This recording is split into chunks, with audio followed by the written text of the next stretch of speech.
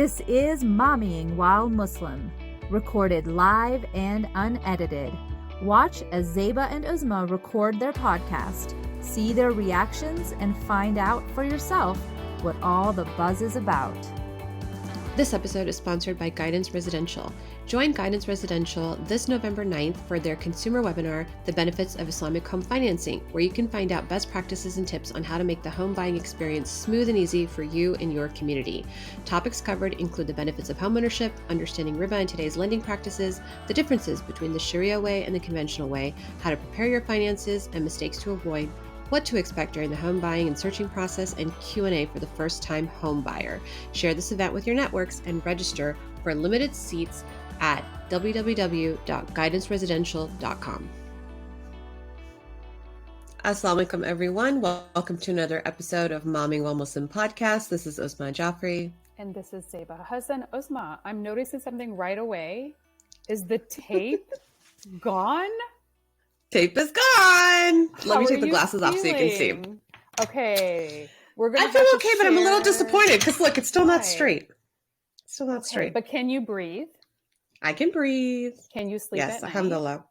I can sleep at night, but now that my hump is gone on the side, like my glasses keep falling off and I have to keep pushing them back. Well, now you need probably a different pair of glasses. I need a different pair of glasses, subhanAllah. So I know something happened, and inshallah, after a full year from surgery, it'll be complete. Okay, so you're feeling okay about it. Everything is good and no tape and you can breathe now. And that is really why we are doing and open about these things. So thank you for sharing that journey. Yeah, no, that was super fun. So for those who are listening in for the first time, I had a rhinosepto 3 months ago and my nose has been taped up. You'll see it on a bunch of our reels for the last 3 months where my nose is taped up, and everybody's been asking for a final reveal. I wish it was more anticlimactic than it is. It's just my nose. Which is good. And that's part of who you are. And I love it. Thank you. Thank you. So how's your week been? Well, yesterday, or was it yesterday? I feel like it was so long ago. We, Mommyingwhilemuslim, won the award for Role Model of the Year for Mom Network. So thank you, Mom Network. And it's funny because she surprised me and had my daughter do the introduction. So I was like, I had everything in my head, what I was going to say, who I was going to thank, and actually she goes, I have a surprise for you. And I thought it was you, like you did the recording. And so I'm looking on the screen and it was my daughter who essentially, the best award that you can receive is your children when you're momming while Muslim, who literally say, you're the best mom ever. And obviously I'm not everybody's cup of tea, but at least the 4 people that live in my house, they seem to really appreciate me. And I was a boohoo hot mess. No, before you ever got on the stage. Oh my God, it was so I was sobbing. Other people in the audience were sobbing, which made everybody sob. So I wanted to take the moment right now to tell everybody what I wanted to say. It was, thank you to all of our amazing sponsors that actually believed in us when nobody even knew who the heck we were. Momming while what? That's one. Two, to my amazing co-host who is she's so gangbuster, who I'm one of those. I'm an idea person. I'm like, do, but actually doing and following through, I am not. So I am so thankful for Uzma. I did manage to get that out there. And, we do cover topics that not a lot of people want to talk about. And it's controversial. We recognize it, but these are the conversations we need to be having as a community. So thank you to our first Muslim organization that has openly accepted us. We really appreciate it, Mom Network. So that is what I wanted to say, but instead my mascara was running and I had snot all over and using a paper towel to wipe my nose. That was more of what ended up happening. So thank you guys so much. But I know, as we're segueing, our kids are a reflection of us on some levels, whether good or bad. So what do you think about that, Uzma? I recently had to question that because I unequivocally thought that, yes, children are a reflection of their parents because that's how we were raised, right? You're going to either shame me or make me proud based on who you become or how you act outside of the house, or don't embarrass me in public. Or if we ever cross the line, you brought shame to this family. Obviously, as Muslim women, we're always bringing shame to our families, right? So I had a recent incident happen, and I'm going to bring it up with a guest that's coming up, where I actually questioned, are my kids a reflection of me? Because I really don't think so. I was having a conversation with my daughter the other day, and obviously she was telling me all the things I do wrong. And I was like, little miss. Yeah, it's very hard. No, I didn't say that. I said, you are going to have to work a lifetime to be as cool as your mama. Yes. And she's like, you're cool. I'm like, I'm amazing. I am like so cool. You can work the rest of your life and never achieve my level of cool. Like, that's how amazing I am. Right? Because I was just like, you kids, because they're, you know, I have a 14-year-old, Zeba. And if you remember, 14-year-olds are the stupidest of all of humanity. Yeah, they're stupid until 19. Oh my gosh. And I'm just staring at this 5 years like it is K2. Like I got to climb K2. And I'm just like, how am I going to do this? Because this kid and the 3 after him are going to run me through the ringer with the stupid years. No, don't think that. Okay, so this is what I'm saying. There's something that in their approach with you that is triggering something within yourself that you have not had a chance to acknowledge and work through. Yeah. And that is where you should go first. And then their journeys are their journeys and not your journeys. And you're just there as somebody who's going to be, recording it and recording it, and even if you follow the prophetic model, as we know with parenting, as they get to those older ages, we're supposed to be more as the coach, the teacher, the advisors, not the person that's saying you have to do X and Y and Z, because the reality of the situation is they're becoming their own people. So they are not a reflection of you. And right. That is something that you have to learn and think about. So that is just my 2 seconds of quick micro coaching for you. Thank you. Laser. I just got laser coached. You just got laser coached and enjoy the journey, because they're in front of you becoming their own person. Yep. How amazing I'm trying. is that? I'm just separating the old belief that they are a reflection of me, because I'm like, that's not even possible. It's like they possible. got way too much work to do to be a reflection of me. No, you know, and inshallah, one day they will absolutely. Inshallah, they'll be there. better than me. They will be. That is what we ultimately want. But everybody knows it's November, one of my favorite months, for multiple, including my husband's birthday and all the gratitude and all that fun stuff. And my son's coming home soon, so I'm really excited about that. And even though the temperatures, are kind of going down, though here in the DMV, it's still kind of going to be in the 60s and 70s this week. We are going to be discussing with you a topic that I have been wanting to talk about just because I want to understand it. Yes. That's probably going to be extremely polarizing for people. So I just want to say that right away. And it's the topic of polygamy. Whether you love it, you hate it, whether you've watched Sister Wives, whether you've watched Big Love, however you think about it, part of the adulting is really the willingness to discuss things that we might not understand or actually like. But we know that many of our followers and listeners won't forgive us for this series if we do not talk about it. If we don't talk about it, and some of you might leave. We've had that happen before, and we are perfectly fine with that. But we will proceed with the best of intentions, because every mom is our sister, regardless of their life choices or our life choices. And our first guest is an amazing, she's probably the best first guest to bring. Her name is Mecca Nandi, and she is a co-wife coach who is also in a polygamous relationship. And by the way, it's polygynous, not polygamous. And we'll talk about that in a little bit, because, what we don't know, right? But we want to welcome Mecca, and thank you so much for being here and bringing all of your beautiful lioness vibes. Assalamu alaikum. Welcome. Walaikum salam wa rahmatullahi wa barakatuh. Thank you so much. It's a beautiful honor. And yes, I'm bringing all of the lioness vibes. Okay? Yes. I think we just attract the lionesses or just keep falling into their dens. But I love it. I'm all about it. Like, let's do it together. This is awesome. Absolutely. But okay. I know, right? Like, we have our own pack. Like, exactly.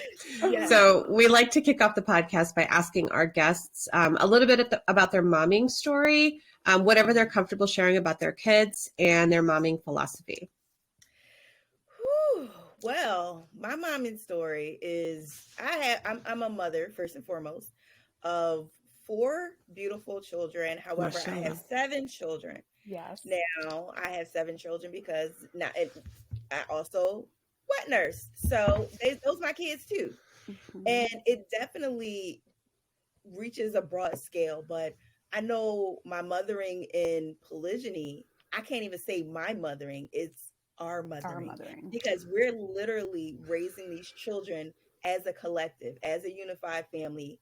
Our kids, they have 3 moms, and they Wow. also have 2 other bonus moms who are no longer in our polygynous family, but that's still their mamas. And those are still my sisters. But we definitely raise our children collectively as one unit.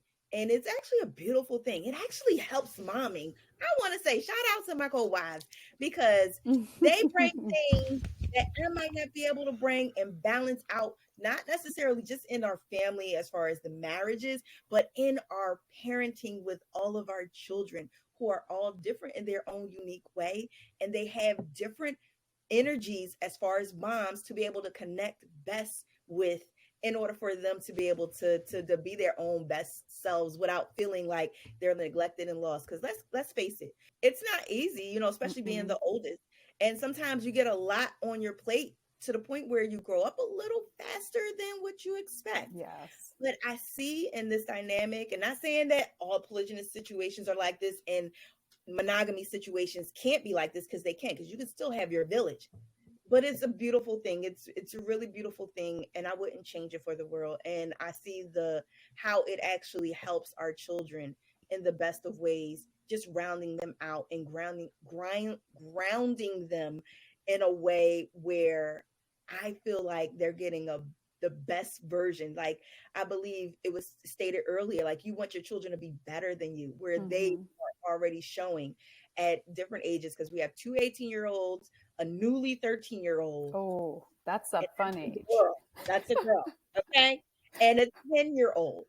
And it takes a lot. And all of their characters and energies are all different, but they're able to be still like included and understood based off of all of the different dynamics as far as mothering from the different moms that they do have.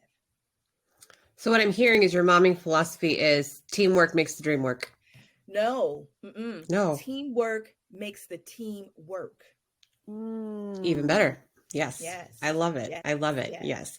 That speaks so much to, I mean, we were talking about Mom Network at the beginning, like momming, doing it alone is awful. And what you've developed in your family unit, I'm still going to call it one unit because it's all these people collectively working together. You've created your own village, essentially, which is what all the rest of us have been struggling to do. At least for me, like I struggled to find what my village was. And it just took such a long time. And I think it could have been made easier in so many different ways that I hadn't thought about because I wasn't introduced to them. So can we start off, because in the beginning we talked about polygamy and polygyny. Could you define both for those people who don't know the difference? Absolutely. So polygamy, if you look at the definition, it means for one person to have multiple spouses, meaning one man can have multiple wives or one woman can have multiple husbands. That's where we fall into the category of polygyny. So polygyny is one man to multiple wives, meaning 2 or more. And that is also because there's like the poly word and world is growing. So I like to even put one man to 2 or more wives in a heterosexual situation, meaning each of those women have a connection in a marriage with that man. Okay. And with that man only. Okay. Is there a word for that? For the other thing? Is it called a heterosexual polygynous relationship? No. Is there a word in the poly world? For those who have that might have multiple wives and everybody is like having a relationship together with everyone, that's polyamory. That's polyamory. Okay. That's right. Okay. Perfect. So I should not say that I'm polyamorous because I thought that just meant you love everyone. Okay. Polyamory or polyam. That's a short version of saying polyamory. So when you see polyam, that's polyamory. Yes. Okay. So definitely I am not polyamorous. Okay, good. Thank you for clarifying that. Absolutely. I don't know who all said and that honestly, to. I hadn't known of the differences until today. I mean, so, because I do have to say it is becoming, even in the non-Muslim world, you're hearing it more and more. It's becoming more quote unquote mainstream to the point where you're hearing it more, right? Right. Especially with the polyamorous, right? Yes. Where the multiple. So let me, okay. So I am going to fully admit I'm one of those that the reason why I really wanted to cover this was because I have my own biases. Like, I'm going to be open about it. I'm going to talk to you, and I just want to be frank. I'm going to be the voice of that listener who's like, what in the world is she doing? Why is These she stupid doing girls this? are doing it again. Why, blah, blah, blah. And, because it does sound, how you're explaining it, you're having this in this village and everyone's kind of raising each other. Like, that sounds extremely beautiful. But what I hear when you take the rose colored glasses off, or like Pete the cat, it was the blue glasses. He's one of my, my favorite storybook characters. It's women and men have a tendency to feel, I would say, jealousy, or perhaps there isn't, a balance, or you're feeling, if you're not as spiritually inclined, right, from a emotional perspective, okay, a little bit bitter about certain things. Like, and I'm speaking on my behalf. I'm not talking about anybody else. I couldn't do it because the thought of my husband being with somebody else in a romantic way fills me with an internal rage. I'm just going to be honest with you about it. So and you're a coach too. So you coach other families in your similar situations. What are some of the challenges? Because I would imagine there are challenges despite the positive things that you guys have come up with. But what are some of the challenges, or the most common challenges, that heterosexual polyandrous Islamic marriages polygynous. See, I have to write it down. Let me write this down. Polygynous marriages. No. You're like, that's not happening. That actually face, because it would, because, theoretically, Islamically, everything has to be equal. And like, there are a whole bunch of rules that have to take place in order for you to have a relationship like this. What are some of the most common challenges, and what do you, without having to get specific about your own personal your paradigm, what do you suggest to people in your similar circumstance? Well, one of the common issues is you hear everyone say jealousy. Yes. That word, that emotion. Envy, jealousy, whatever, right? Yes. All of those are emotions that are also valid emotions. Like, if we're talking Mommyingwhilemuslim, hello, the mothers of the believers. Yeah. Yes. They show jealousy. So I'm not sitting here saying that I'm perfect and better than Aisha radiallahu anha. No way. Nowhere close to it, okay? Yeah. However, there is, if you look at some of those instances when jealousy was displayed and it was shared in the hadiths or in the sunnah, when Rasulullah sallallahu alaihi wasallam, when he approached Aisha radiallahu anha, and if I'm not mistaken, Hafsa too, radiallahu anha, when that was approached, as far as when they were displaying jealousy to the point where it's really unhealthy and it's not productive and it can be harmful as far as to the marriage, that was when an ultimatum was put on the table, where you can either stay here or you may leave. Like, that there is options. So if you're going to stay here, it's not saying that you're not going to be jealous. Like, you're going to be, you're no longer going to be jealous, but you have to find a way to discipline yourself and to control it. Like, we have to understand that our emotions are not the controllers of us. we allow them to be if we go ahead and just take our hands off the wheel and just let it ride. It may be a crazy ride, but the jealousy can definitely take you on something crazy. Or you can take control of the wheel, recognize the jealousies, and really, like, if we really want to look at it, take the mask off of jealousy. Because what's behind that mask, you know what it is? It's insecurity, I would imagine. Not just that, fear. That's true. Fear and some insecurities, but fear most definitely. A lot of women, when I speak to them, they will address that they're fearful of the ending of their marriage. They're fearful of the unknowns as to what this person is bringing into their home, whether it be energy or even diseases, because trust and believe, people have all kind of different ideas. If you never met the woman, Shaitan will have a field day. The whisper will be the waswas will be all up in your grill, all up in your head. Okay. What if she's this? What if she's that? What if she has this? How do you know that? All of these things that could be valid questions, but we just approach them differently and we react to them differently. We react to them instead of responding to those energies. When you respond to something, you have a little bit more control. Reactions, anything bound to happen.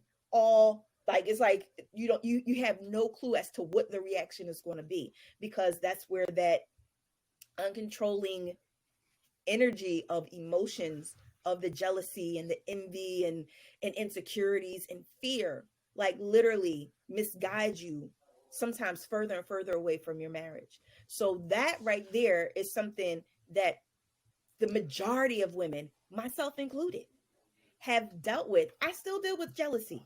However, the difference between now and almost 20 years ago, because remember, I've been in this thing for almost 20 years out of the 26 years of our marriage.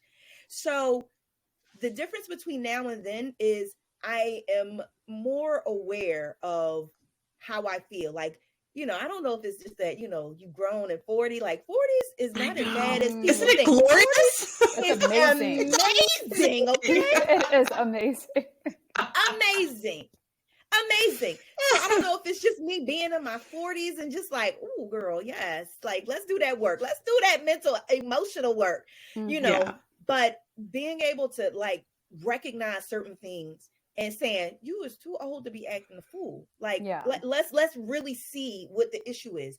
Now, you don't have to be 40 to do that. You can be in your 20s and in your 30s doing that, but it just takes the time, the want, and the efforts to actually go towards being in better control of that beast, as I like to call it, we call jealousy.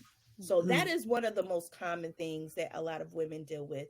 And, now I give myself 20 minutes. I'll put myself on a timer, not a timeout, a timer. Okay. Where I will give myself 20 minutes to feel however I want to feel, acknowledge the feeling, allow myself to feel. But then once that timer goes off, we got to get up out the feels, because those feelings can take you deeper and deeper into a place that you don't want to be, let alone stay in, because it just gets darker and darker. And we don't want that. We don't want to go into the darkness. We want to go into the light. Yes, go into the light. Yes. So if anything, that's the most common issue that a lot of women in polygyny, those who are talking about polygyny, those who may even just hear the word polygyny, that's the most common issue that has been shared across the board. That's funny because almost everybody, very rare exception, everybody that I know is monogamous, and jealousy is still a really big problem. So you have it there too. SubhanAllah. Can't be happy with them, can't be happy without them. I don't know.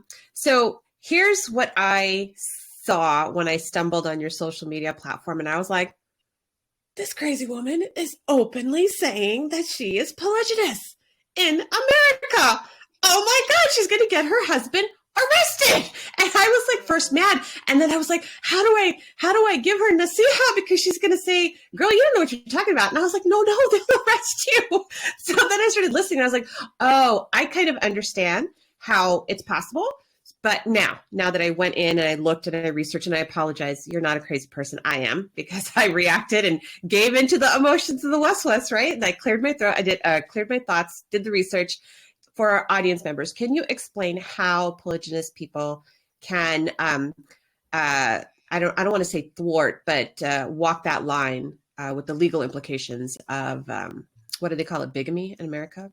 Yes, bigamy. So what you don't want to do is you don't want to have 2 marriage licenses. Okay? That's what you don't want to do. Now, the good thing about Islam is we don't need a marriage license from the state. We don't. Your contract is sufficient. Mm-hmm. So some people consider that to be, especially this state, they consider that to be a spiritual marriage. Mm-hmm. They can't come in between that, because they still have to recognize that we are also practicing our religion. Mm-hmm. This is also a part of our religious beliefs, and this is something that we're able to do. We are not breaking any laws. There is not multiple marriage licenses that are filed with the states. So that is like the biggest thing. It's like really plain and simple. That's their law. Their law is that you cannot be legally married by the state, to more than one person at a time. Okay. Alhamdulillah. We don't need that. We have our contracts. We have the recognition of the marriage contract as far as within our religious beliefs. And then on top of that, the honoring of us to be able to practice our religion freely in this states, in these United States or these streets. So yeah, they can't say nothing. And it's funny because we've been in situations where we have friends who may be lawyers and, people who may work for the courts and so on and so forth.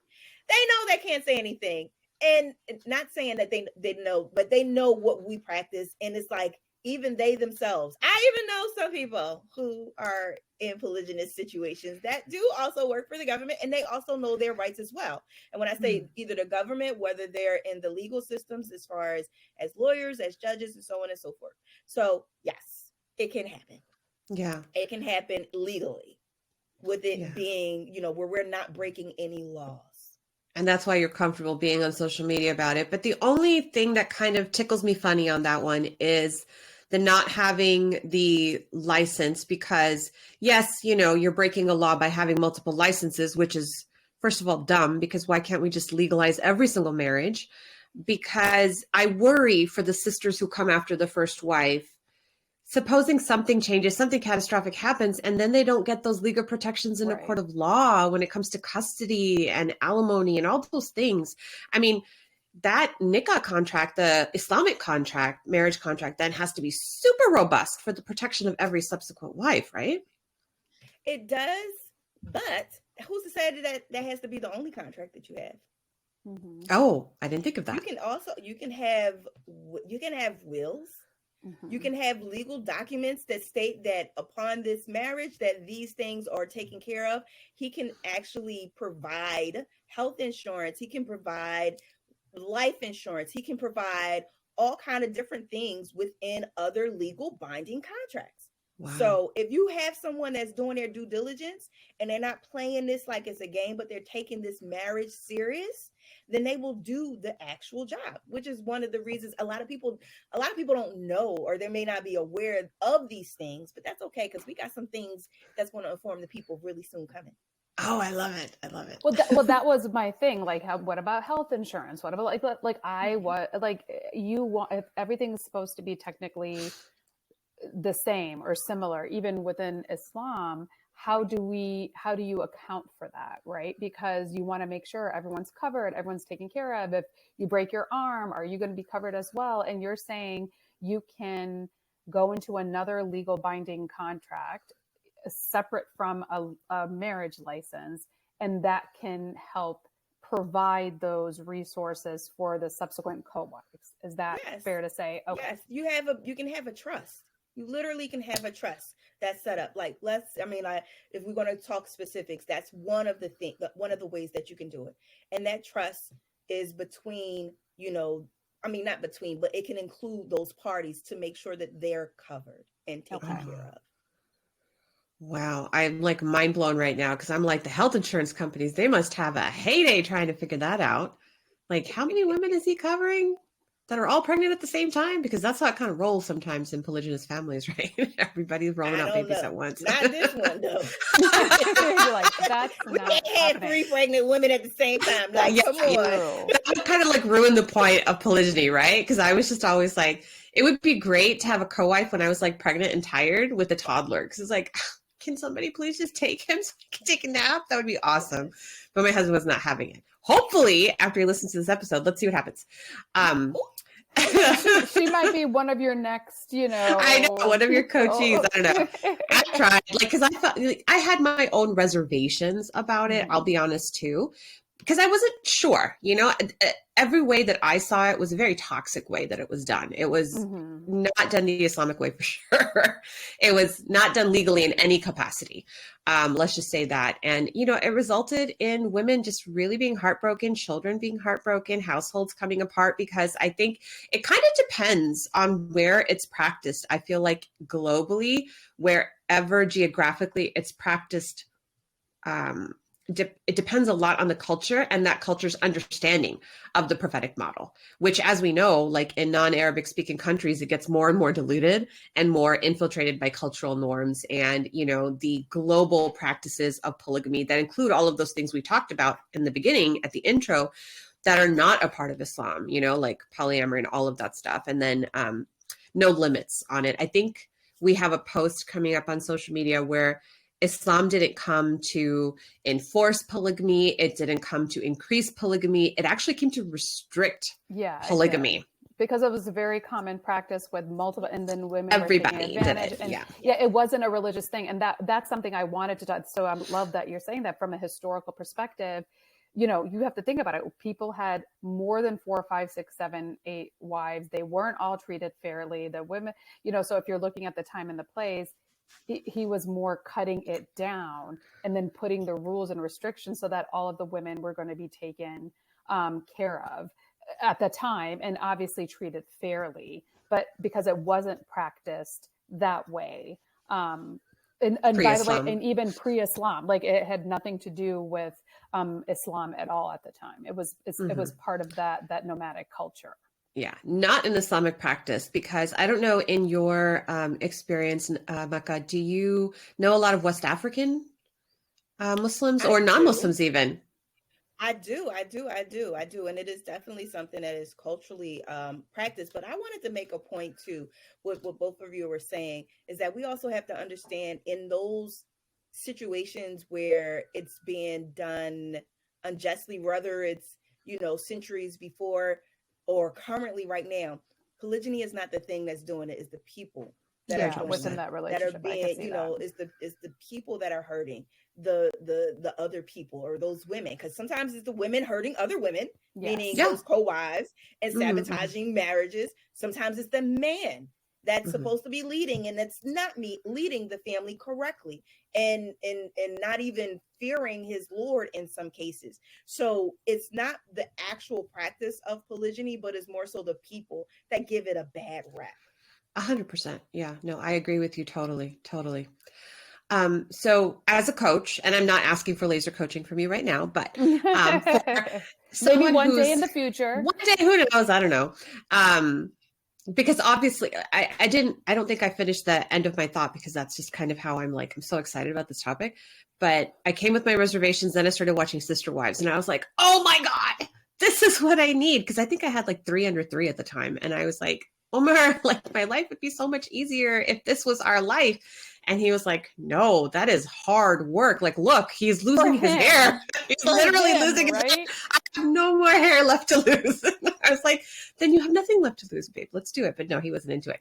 So for somebody who's considering entering into a polygynous relationship, whether it's a first wife or, to enter as a second, third, or fourth, what kind of preparations should she make before she's entering this kind of a relationship?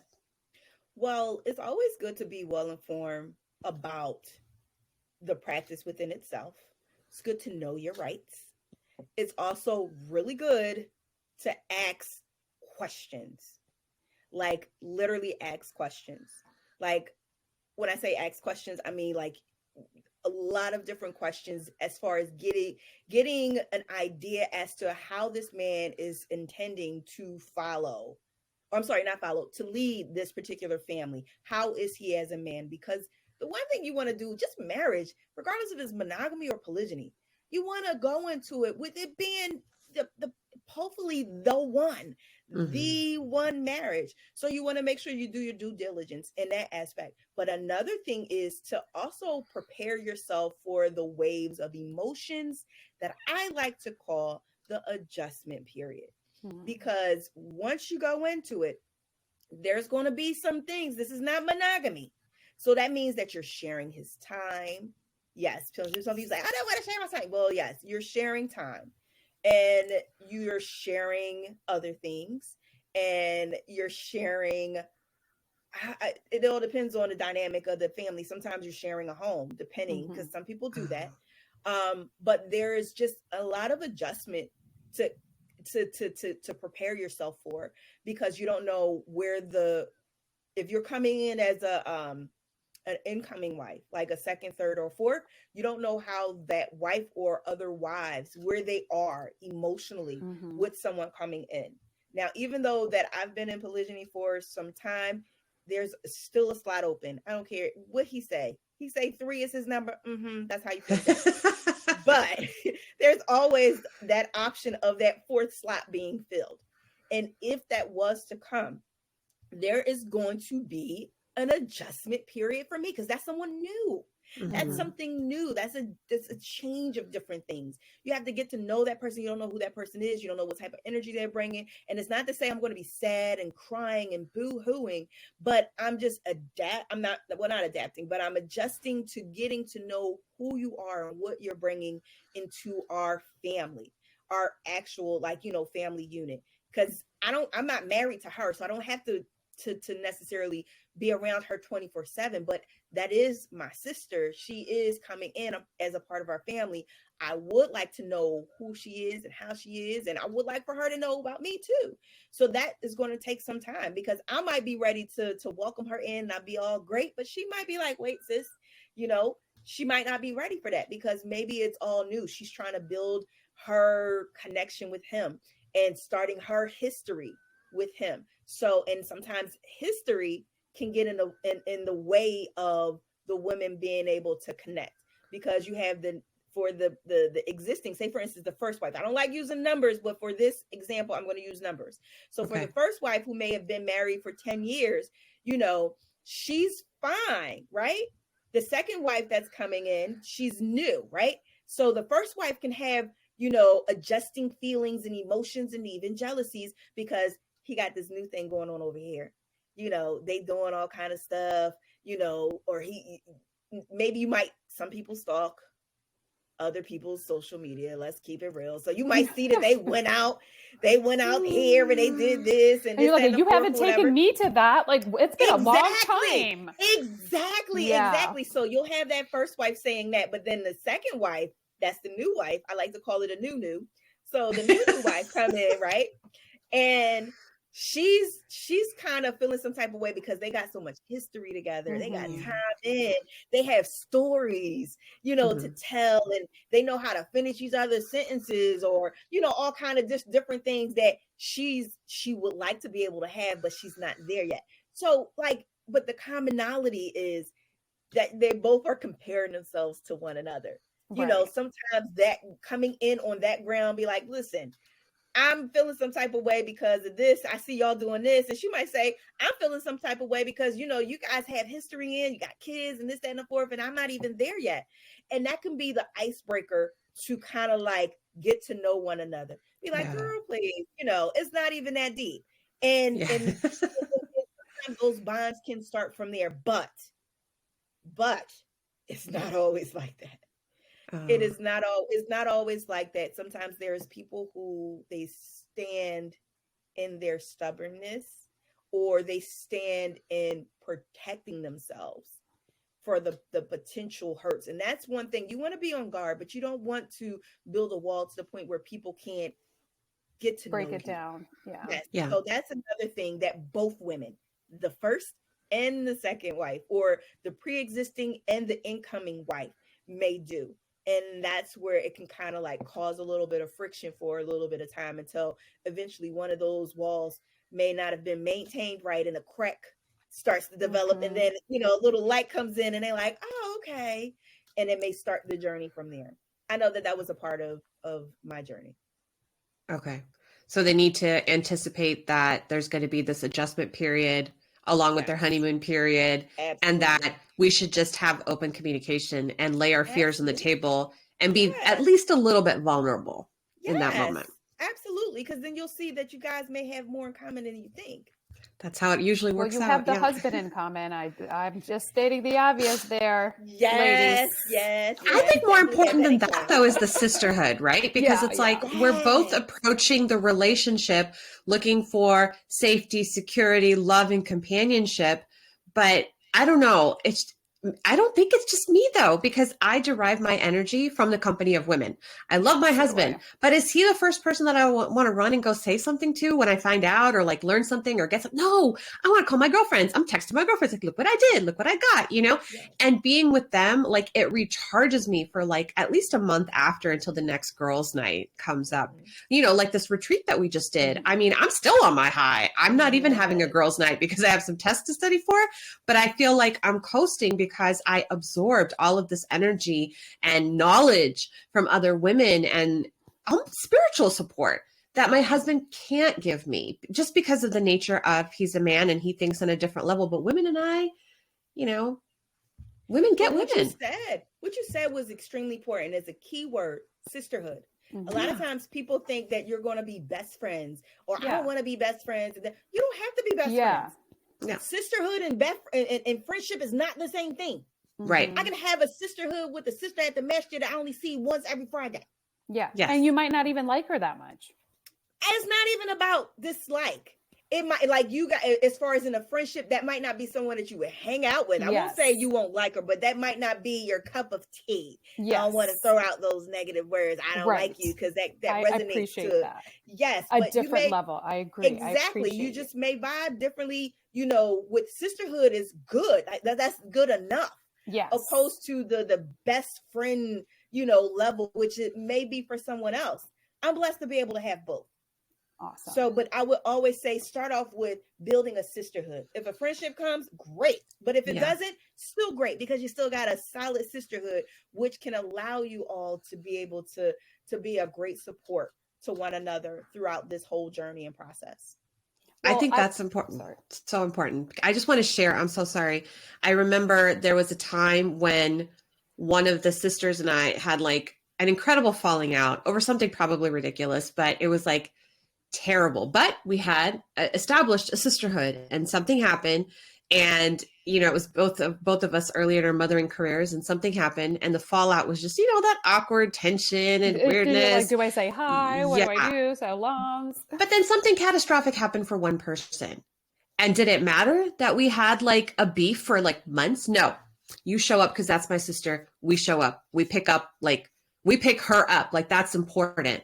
Because if we fall together. And that's what a sisterhood is. It's like, it doesn't matter if you're like not getting along for the moment, or you're disagreeing about something. At the end of the day, when she needs me, I'm there. When I need her, she's there. And that's sisterhood. Did I say that correctly? And I actually really appreciate that, because I do like that. But I do want to say something that I'm sure a lot of people are listening to this and they want to hear and say. Within the family of the sisterhood, your family, do you have a closeness with one of the sister wives over the other? And then, like, how does that translate for the family as a whole? Well, I definitely have a sisterhood and familyship with all of my co-wives. Okay. Current and previous, right?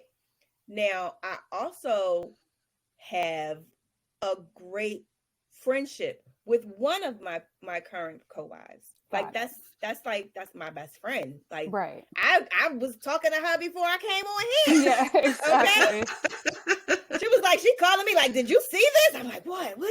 So that's my sister. She's like my sister, right? Yeah. Now I do have another co-wife, and we are friends. But this is the thing: her energy is different, right? Okay. I'm an extrovert. She's an No. No, I know, right? So I'm an extrovert. She's an introvert, and the co-wife that I mentioned that is that I just talked to before coming on here, she's like an ambivert. I don't know if that's how you call it. She can be either or, right? Mm-hmm.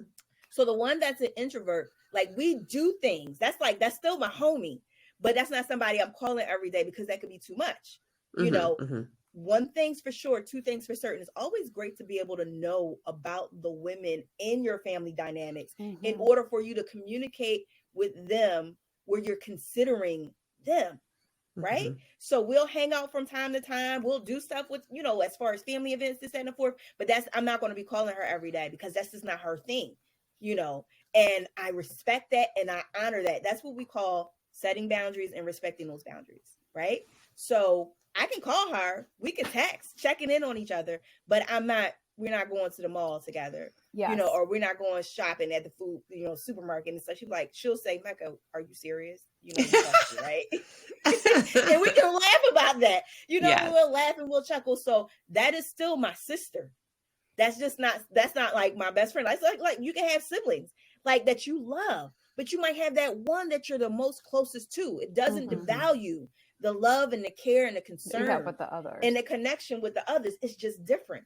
Right. It's just different. So yes, we our bonds and connections as far as amongst the women are different, but it's based on the characteristics and the energies of those women and all of us respecting those boundaries and honoring those boundaries per person.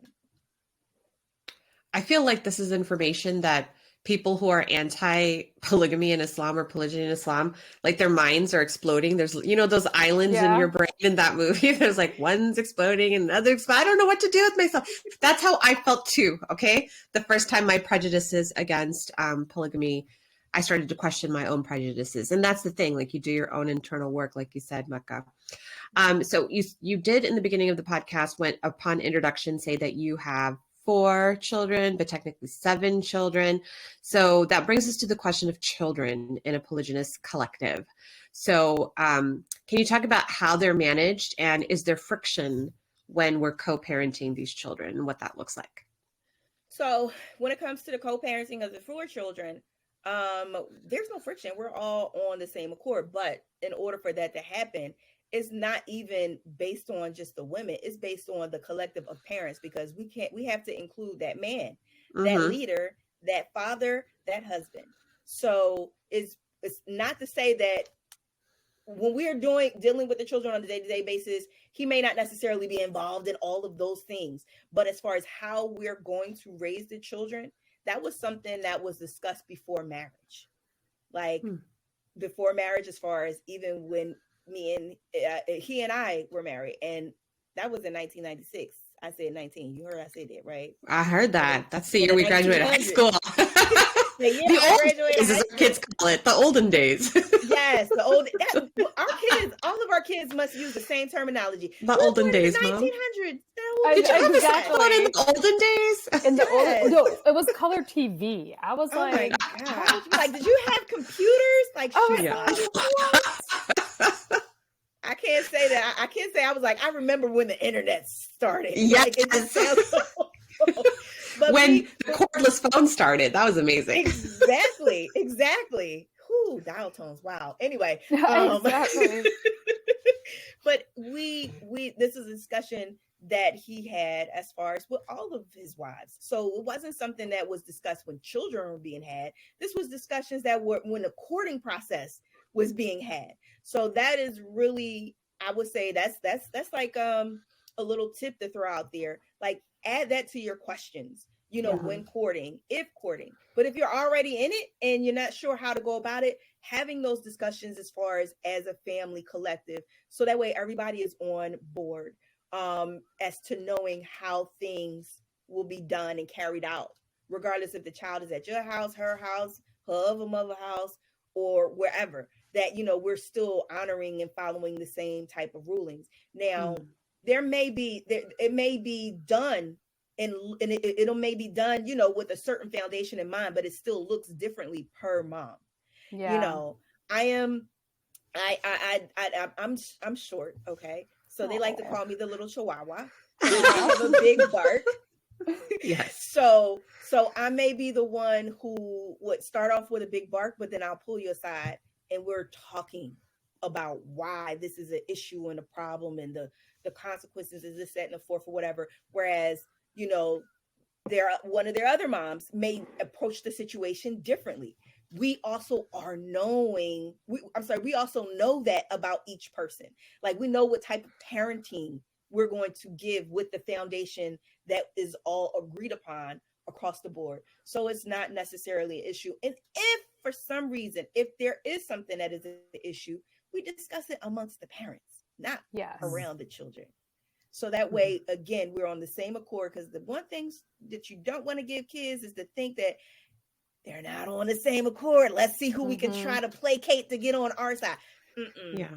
Not gonna happen. I think kids do that no matter what, right? Like, regardless of the exactly. It's actually easier for them in a polygynous relationship, because I got like at least 3 parents that I can go and talk to and play off of each other, and the more the merrier for them, right? Maybe somebody's gonna miss something. Yeah, that's what they would think, because sometimes they say, "Oh, can I do this?" I'm like, "What did your mom say?" That's the first thing that I'm going to say. What did your mom say? Did you ask your mom first? And if they said, "Oh, well, yeah, she said it's okay," I'll say, "Okay, let me confirm that." Exactly. So Sweet. It's like, again, we're all working together, because these children, we're not raising them separately. We're raising them collectively. Oh, I like that. That was bars. Oh my gosh, that is like write so it down perfect. And put it on a t-shirt. Write it down. I know. But that's like the entire mom community, because I love that you're respecting your co-wives this way, but also, can we just respect other mothers that way? Like in our day-to-day? Look at that. Yes. Wouldn't the world be a better place if we could just respect other moms' rules and the ways they run things? Let me just run it by her real quick. Check. Yes. It's not hard. Yes. Right? So simple. Absolutely. Oh my gosh. I I'm loving love this. that. And I have to say, like, I started off, I can't say by the end of this conversation, first of all, what I can say is I love you and your energy. That's first and foremost. So if you are like, the example of it, like, okay, I'm willing to look a bit more into it. I can't say that I'm convinced. I'm just being blunt about that. But what I am, and I do feel that I am more understanding of the reasons why people do that. And I can see the benefits. Whereas 24 hours ago, that was not the case. So that is just something that we are trying to do here at Mommyingwhilemuslim, is to, again, we're not here to say we're all going to agree or not agree, but what we are saying is providing an outlet so that we can get to a basic form of understanding. And that at least know.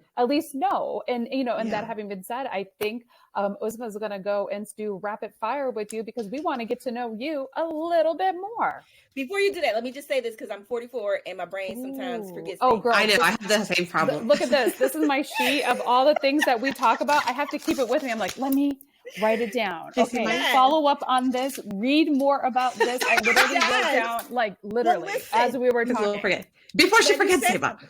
Yes. You said that you're not convinced. I want to let you know, I'm not here to convince anyone. Right. Exactly. I am not an advocator. I'm an educator. So I did my job. If you felt informed, if you felt that you learned something, that's all. Listen, I did my job. I'm not here to make you. I'm not here for the world. I'm not here to make you a polygynist. No, exactly. Listen, it works. What works for me may not work for you, but at least you can be informed. And I will say that polygyny is not for everyone to practice, but it is for everyone to have an understanding. Yes. So that way, the judgment and the prejudice can now move out of the way, because those type of things bring separation, and we want unification when it comes to our communities and families. SubhanAllah, that's perfect. I love it. I love it. Fire. Yeah. See, I had a thought and I lost it too. Yeah. See, we get that's the one negative with getting older. We're amazing and awesome. It's awesome except for the flying thoughts. But you know why? Because we have so many ideas, because we're at this spiritual awakening. And because of that, they're conflicting with one another. So we do forget. See, Uzma never believes my... See, I'm just like, I think it's perimenopause for me, but okay.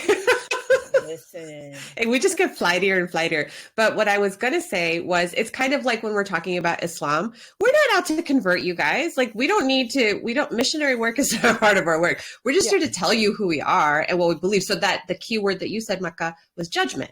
So that we can end the judgment, because judgment divides, but understanding brings people together. Like, just know, ask questions, be curious. And that's with adults, with children, that's all we have to do. So, Mecca, I don't know if you're familiar with our rapid fire segment. What we do is at the end of every podcast, we will set, let me see, how long is it? 90 seconds. 90 seconds on the clock. And we're going to ask you a series of questions. It's not a quiz. You're not getting graded, and there's no money at the end. So, all you have to do is... One day, inshallah. One day, we're working on that. Inshallah. All you have to do is say the first thing that pops into your head. So we'll kick it off with, what book are you reading now? Oh, it's right here. Darn it. It's called, Communication Miracle for Couples. Ooh, that's good. Communicating. Yes. That's them. All right. We actually like to ask write them down. Is if you could eat one food for the rest of your life, and then we try. If you could eat one food for the rest of your life, what would it be? Mangoes. Can you hear me?